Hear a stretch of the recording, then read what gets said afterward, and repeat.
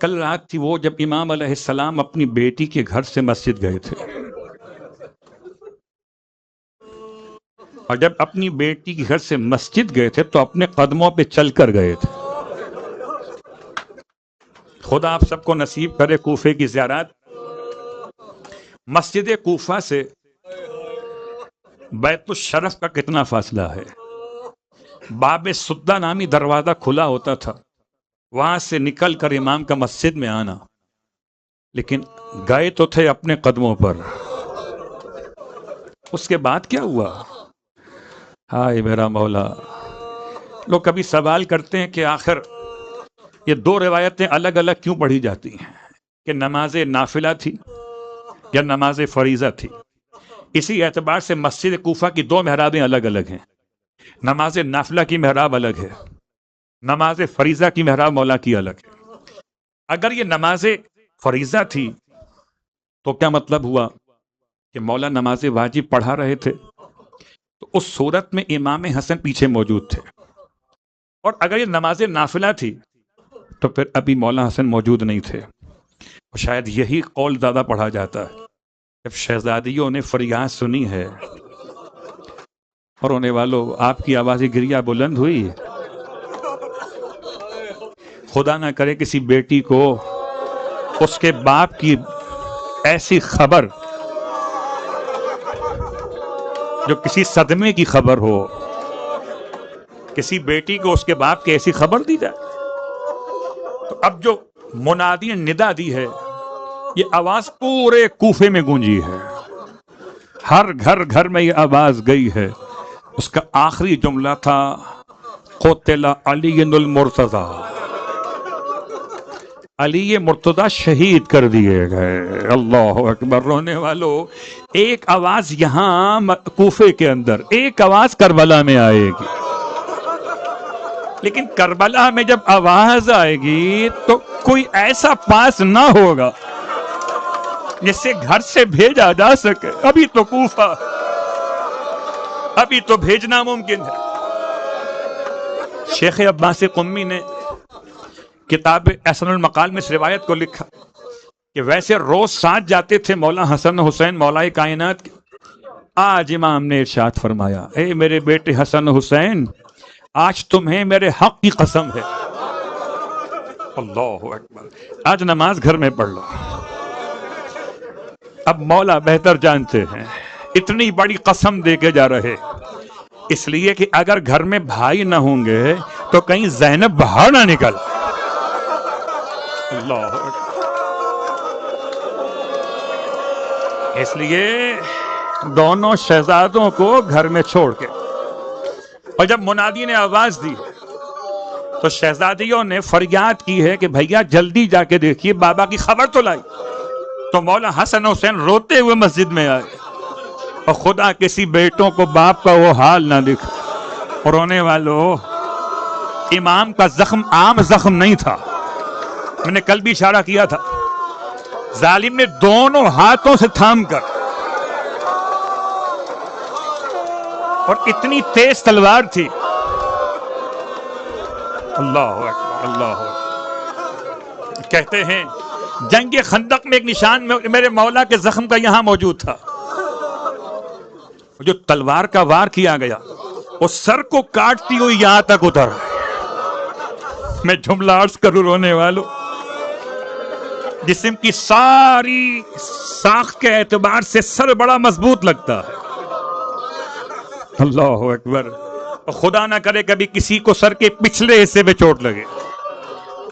عام طور پر سر کے سامنے والا حصہ زخمی ہو جائے تو پھر بھی انسان کنٹرول کر لیتا، اور اگر سر کے پچھلے حصے پہ چوٹ لگے تو بہت اثر کرتی ہے۔ اللہ اکبر! اتنا تیزی کے ساتھ اثر کیا ہے کہ میرے مولا کا یہ سر مقدس شگافتہ ہوا۔ اللہ اکبر! رونے والوں، کوئی اور راستہ نہیں ہے، رومال نکالا اور رومال سے اپنے بابا کے سر کو باندھا۔ ہائے مسجد کوفہ، اجرکم علی الزہرا! میرے مولا کو مولا فرماتے ہیں بیٹا نماز پڑھا دیجئے. اللہ اکبر. نماز صبح کی امامت امام حسن نے فرمائی. مولا کائنات نے بیٹھ کر روز تو تسبیح پڑھی جاتی تھی، تعقیبات ہوتی تھی. آج ہائے علی، آج تسبیح نہ پڑھی جا سکی، آج سجدہ شکر نہ ہوا. بابا کو اٹھایا. رونے والوں، بعض کہتے ہیں اپنے ہاتھوں پہ اٹھایا، بعض کہتے ہیں ایک قالین کے ٹکڑے پہ اٹھایا اور اٹھا کے لے کے چلے. اتنا زیادہ خون بہ چکا تھا کہ میرے مولا کی آنکھیں نیم واہ ہوئی جاتی تھی. ایسے میں مسجد سے لے کے چلے. بعض علماء کہتے ہیں چونکہ اتنا ماتم تھا، اتنا شور گریا تھا کہ گھر تک لانے میں دیر ہو رہی تھی. وہاں سے فضا کو بھجوایا گیا. بابا کو گھر میں نہیں لاتے تو کیا بیٹیاں مسجد میں آ جائے؟ ہائے میرا مولا. ہاتھوں پہ مولا کو لے کے چلے. گریا ہو رہا ہے، لوگ مولا کی غم میں روئے چلے جا رہے ہیں. صدائیں بلند ہیں.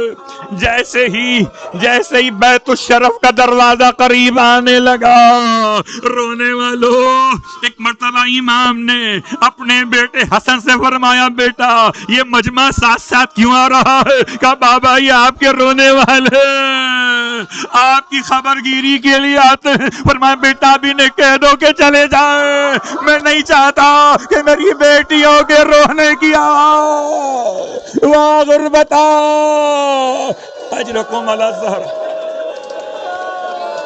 اجرکم علی الزہرا. رونے والوں امام سے ہاتھ جوڑ کے عرض کریں مولا ابھی تو شہر کوفہ میں آپ کی حکومت ہے، مولا یہ سب آپ کے عزادار آئے ہوئے ہیں، سب آپ کے چاہنے والے ہیں، آپ کو گوارا نہیں ہو رہا کہ بیٹیوں کے رونے کی آواز بھی ان کے کانوں میں چلی جائے. مولا کل کیا قیامت ہوگی جب کوفے کا بازار، تماشائیوں کا مجمع، آپ کی یہی بیٹیاں ارے سر بے ردا نہ ہوگی. واہ محمد اجرکم علی الزہرا.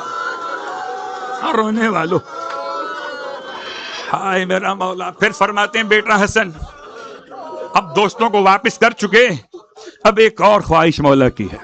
اب کیا خواہش ہے؟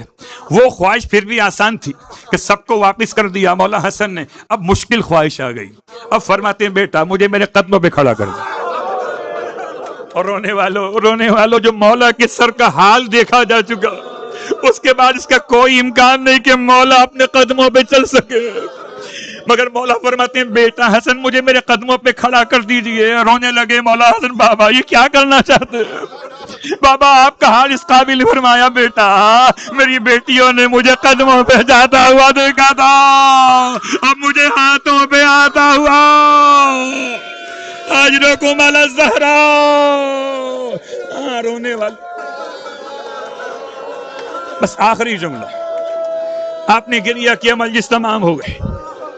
مولا اپنے قدموں پہ چل کر آئے ہیں نا، اس میں کوئی شک نہیں کہ ایک طرف سے مولا حسن نے تھاما ہوگا، ایک طرف سے مولا حسین نے تھاما ہوگا، پیچھے پیچھے عباس آئے ہوں گے.